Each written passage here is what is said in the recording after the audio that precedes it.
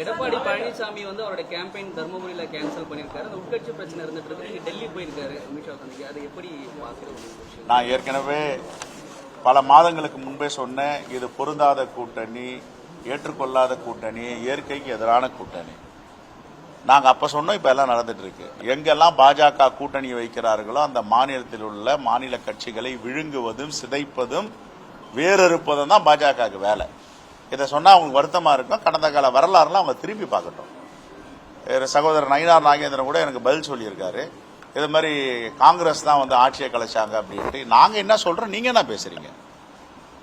நாங்க சொல்றதெல்லாம் நீங்க எங்கெங்க உறவு வைக்கிறீங்களோ உறவாடி கெடுக்கிறீங்க. ஒரு மாநில கட்சியும் விழுங்கிடுறீங்க, ஒரு மாநில சிதைக்கிறீங்க. இப்ப அதிமுக இறங்கிருக்கீங்க. கூட்டணின்னு எடப்பாடி கூட வச்சுட்டு எப்படி நீங்க செங்கோட்டையனை தனியா மீட் பண்ணுவீங்க? நீங்க என்ன சொல்லணும்?